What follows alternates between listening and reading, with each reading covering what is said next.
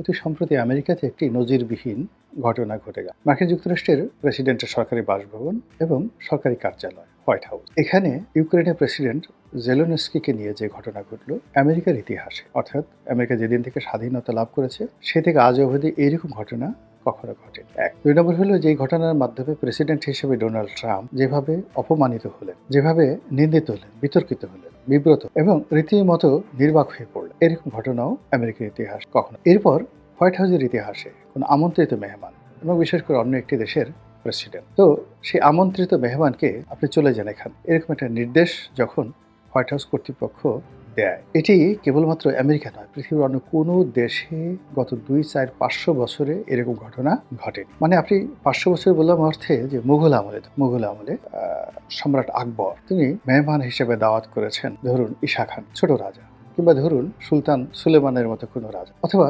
চীনের কোনো রাজা। তো এরকম একটা অনুষ্ঠানে আলাপ আলোচনায় বাকবিতণ্ডা হলো এবং সম্রাট আকবর তাকে তার প্রাসাদ থেকে বের করে দিল। এরকম ঘটনা 2-4-500 বছরে আমি পড়িও নাই, দেখিও নাই। ফলে এই যে ঘটনাটা ইউরোপে ঘটলো, যে ঘটনাটা আমেরিকাতে ঘটলো, এবং যে ঘটনাটা ইউক্রেনে ঘটলো, এবং যে ঘটনাটা রাশিয়াতে ঘটলো, এখন এই টোটাল ঘটনাটা মানে একই সঙ্গে আমেরিকা, ইউরোপ এবং ইউক্রেন এবং রাশিয়াকে উত্তাল করবে এবং এটিকে একটা ভয়াবহ পরিণতির দিকে নিয়ে যাবে, এতে কোনো সন্দেহ নেই। এবং তার দ্বারা আমরা যারা বাংলাদেশ, আমরাও ক্ষতিগ্রস্ত হবো। যেমন ইউক্রেন রাশিয়া যুদ্ধ হয়েছে, সেই যুদ্ধে কিন্তু আমরা মারাত্মকভাবে এখন পর্যন্ত আমরা সেই যুদ্ধের দায় মেটাচ্ছি। তো কাজেই মিস্টার ডোনাল্ড ট্রাম্প এবং জেলেনস্কির মধ্যে যে ঘটনা ঘটলো, সেই ঘটনাটা নজিরবিহীন এবং এই ঘটনার দায় এই বিশ্বকে পোহাতে হবে। ঘটনাটা খুব সংক্ষেপ। সেটি হলো ডোনাল্ড ট্রাম্প সবসময় পুতিনের সমর্থক এবং তিনি চান যে রাশিয়াকে একটা ছাড় দিয়ে এবং জেলেনস্কিকে একটা চাপের মধ্যে রেখে মূলত এই যুদ্ধের একটা ইতি টান, এবং ইতি টানার পাশাপাশি তিনি আরেকটু বেশি লোভ করে বসেছিলেন। এই যুদ্ধে আমেরিকার পক্ষ থেকে যে টাকা খরচ করা হয়েছে, বলা হচ্ছে আমরা $300 বিলিয়ন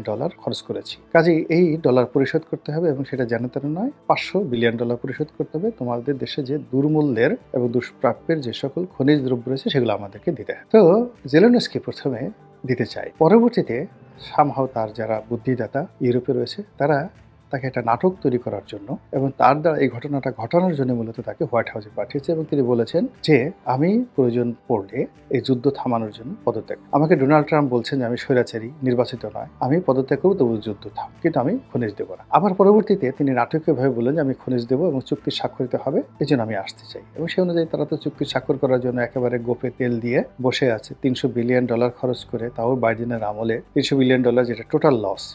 এবং যেভাবে বাইডেন এই যুদ্ধ শুরু করেছিলেন তাতে আরও $300 বিলিয়ন যাবে হয়তো, কিন্তু সেখান থেকে ডোনাল্ড ট্রাম্প যুদ্ধ বন্ধ করে আরও $500 বিলিয়ন খনিজ দ্রব্য নেবেন। এই মনের আনন্দে আমেরিকার লোকজন সব তালি বাজাবে এবং তিনি খুব খুশি হবেন, সফলতা হবেন, এরকম চিন্তায় তিনি যখন একেবারে যাকে বলে কাণ্ডজ্ঞানহীন হয়ে পড়েছেন, ঠিক সেই সময়টিতে মিস্টার জেলেনস্কি রীতিমতো তাকে খেলে দিয়েছেন। কিভাবে দিলেন সেটা বলছি। প্রথমত মিস্টার জেলেনস্কি একজন অভিনেতা এবং এই যে কত কয়েক বছর ধরে যুদ্ধ করতে করতে তার যে স্পিরিট, নীতি নৈতিকতা, তার যে সাহস এবং যুদ্ধের ময়দানের একজন নেতা, এর সঙ্গে আসলে সমসাময়িক বিশ্বে আর কারোর তুলনা হবে না। তার সঙ্গে তুলনা করা যেতে পারে এই সম্প্রতি যে লোক এখন সিরিয়ার রাষ্ট্র ক্ষমতায় এসেছে, তারও তুলনা করা যাবে না। তার চেয়েও সে বেশি যোগ্যতার সম্পন্ন, কেন যুদ্ধের ময়দানে 4-5 বছর যুদ্ধ করা মানে সেই যুদ্ধটা নেতৃত্ব করে টিকিয়ে রাখা, তাও রাশিয়ার মতো একটা পরাশক্তি তাকে আক্রমণ করেছে। আবার সেই পরাশক্তিকে মোকাবেলা করার জন্য বিশ্বের অন্ততপক্ষে 8-10টা পরাশক্তিকে তিনি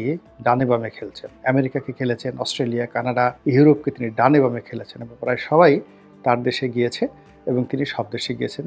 প্রত্যেকটি পার্লামেন্টে তাকে ফ্লোর দেওয়া হয়েছে, তিনি কথা বলেছেন, সবাই দাঁড়িয়ে তাকে সেলুট করেছে। এইভাবে একটা মানুষ সম্মান এবং মর্যাদা পেলে তার ভিতরে যে ব্যক্তিত্ব জন্ম নেয়, সেই তুলনায় ডোনাল্ড ট্রাম্প এখনো তার কাছে শিশু, এটা বুঝতে হবে, যেটাই ডোনাল্ড ট্রাম্প এই ঘটনার পরে বুঝতে পেরেছেন, কিন্তু এখন কিছু করার। মিস্টার জেলেনস্কি সেখানে গিয়ে বলেছেন, ঠিক আছে আমি আপনাকে খনিজ দ্রব্য দেবো, চুক্তি করব, কিন্তু চুক্তির শর্ত কি? রাশিয়া তো এর আগে আমাদের সাথে চুক্তি করেছে, চুক্তি মানেন, এটার গ্যারান্টি ক্লজ একটা। এইভাবে কথা বলতে বলতে উত্তপ্ত বাক্য বিনিময় হয় এবং ডোনাল্ড ট্রাম্প তার ঘাড় ব্যাখ্যা করে যেভাবে তিনি কথা বলেন ওইভাবে কথা বলতে গিয়ে একটা সময় সেখানে মিস্টার জেলেনস্কি সিন ক্রিয়েট করে ফেলেন, একেবারে আমাদের গ্রাম বাংলার সেই ঝগড়াঝাটির। এবং অনুষ্ঠান এই পর্যায়ে যাবে এবং এরকম একটা ঘটনা ঘটবে এটা কল্পনাই করতে পারেনি। ফলে অনুষ্ঠান কিন্তু ডোনাল্ড ট্রাম্প এটা লাইভ প্রচার করছে সামাজিক মাধ্যমে, এক্স হ্যান্ডেলে এবং বিভিন্ন টেলিভিশনের সাংবাদিকদের মাধ্যমে। কারণ হলো যে এটি তার জন্য একটা বিজয় ছিল এবং বিজয়টা সেলিব্রেট করা হবে, সারা দেশবাসী জানবে, বিশ্ববাসী জানবে ডোনাল্ড ট্রাম্পের কত ক্ষমতা। কিন্তু সেখানে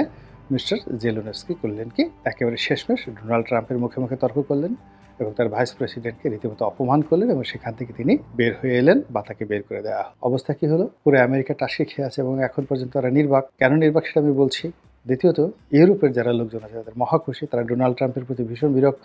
এই ইদানিং ন্যাটো নিয়ে তার কিছু সিদ্ধান্ত, কানাডা নিয়ে তার কিছু সিদ্ধান্ত, ইউরোপ নিয়ে তাদের কিছু সিদ্ধান্ত, এই সকল কারণে ইউরোপের লোকজন আমেরিকার সঙ্গে একটা দূরত্ব তৈরি করতে চাচ্ছে এবং ডোনাল্ড ট্রাম্পকে এবং আমেরিকাকে একটা শিক্ষা দিতে চাচ্ছে এবং আমেরিকার জনগণকে শিক্ষা দিতে চাচ্ছে যে এরকম একটা লোককে তোমরা কি করে প্রেসিডেন্ট। তো যখন জেলেনস্কি এরকম একটা সফলতা দেখিয়ে আসলো, যেটা ব্রিটিশ প্রাইম মিনিস্টার পারেননি, যেটি ইম্মানুয়েল ম্যাক্রো পারেননি, সেটা জেলেনস্কি দেখিয়েছে। এই জন্য পুরো ইউরোপে তিনি প্রশংসা পাচ্ছেন এবং পুরো ইউরোপ এক বাক্যে বলছে যে আমরা আপনার সঙ্গে আছি। এর কারণ হলো, যদি এই যুদ্ধে তিনি হেরে যান, রাশিয়া দ্বিতীয় হিটলার হয়ে যায় এবং ইউরোপের একটা দেশ রাশিয়ার কাছে নিরাপদ নয়, ইনক্লুডিং জার্মানি। আর তার সঙ্গে সঙ্গে যে স্ক্যান্ডিনেভিয়ান কান্ট্রিগুলো রয়েছে, বিশেষ করে সুইডেন, লুক্সেমবার্গ, এই দেশগুলো এতটা বিপদে পড়বে যে তাদের ঘুম হারাম হয়ে যাবে এই যুদ্ধের পরিণতিতে। ফলে এখানে ন্যাটোকে ইনক্লুড করে ইউরোপ যদি দেউলেও হয়ে যায়, তবু তাকে এই যুদ্ধটা চালাতে, অনেকটা দ্বিতীয় বিশ্বযুদ্ধ। আদারওয়াইজ এই যুদ্ধ থেকে পিছপা হওয়ার আমেরিকার সুযোগ আছে, কেননা তার সাগর আছে, যেটা জেলেনস্কি বলেছেন যে মধ্যে প্রশান্ত মহাসাগর, আটলান্টিক মহাসাগর আছে। কিন্তু ইউরোপের তো সেটা নেই, ইউরোপের সীমান্ত রাশিয়ার সাথে। তো কাজেই ইউক্রেনের পরে সে সঙ্গত কারণে ইউরোপে হাত, এবং এই হাত দেওয়ার জন্য তার সঙ্গে ইরান আছে এবং ইউরোপকে একটা উচিত জবাব দেওয়ার জন্য তার সাথে মধ্যপ্রাচ্য আছে, তার সঙ্গে চীন আছে, ভারতও এসে যাবে। তো এই জিনিসটা ইউরোপ করতে দেয়, ফলে ইউরোপে এখন তিনি রীতিমতো মহান। আর তার দেশের যারা জনগণ, সেখানে তিনি আসলে আমাদের বাংলাদেশের শেখ হাসিনার মতো ছিলেন, অনির্বাচিত। সেখানে গণতন্ত্র ছিল না এবং এই যে যুদ্ধ যদি চলে তাহলে সেখানে আসলে গণতন্ত্র লাগেও না। তো এই তিনি অনির্বাচিত হয়ে ছলচাতুরি করে, পপুলার যিনি ছিলেন তিনি রাশিয়াপন্থী ছিলেন, তো আমেরিকার এজেন্ট হিসেবে তিনি সেখানে ক্ষমতায় বসে আছেন।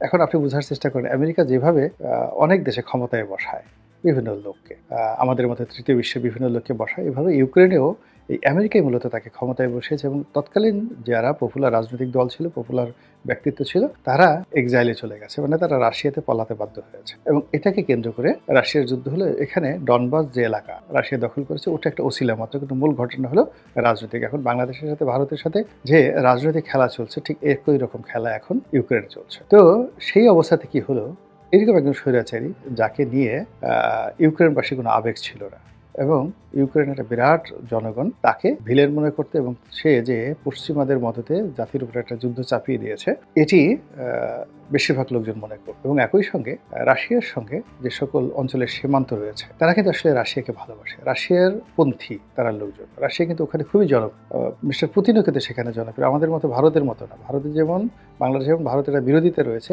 কিন্তু ইউক্রেনের একটা বিরাট অংশ রাশিয়ার সঙ্গে তাদের একটা ঐতিহাসিক বন্ধুত্ব রয়েছে। তারা রাশিয়াকে ভালোবাসে, রাশিয়ার জনগণও কিন্তু ভালোবাসে, প্রচণ্ড ভালোবাসে, এবং তারা এমনকি এক হয়ে যদি যেতে পারে, সে তাতে ইউক্রেনের লোকজনের কোনো ক্ষতি হবে না। কিন্তু এই যে একটা যুদ্ধ, এই যুদ্ধটা ইউক্রেনের সাধারণ জনগণ কিন্তু চায়নি। এটা ইউরোপ চাপিয়ে দিয়েছে পুতিনকে সাইজ করার জন্য, আর এটা আমেরিকা চাপিয়ে দিয়েছে রাশিয়াকে সাইজ করার জন্য। ভালো কথা।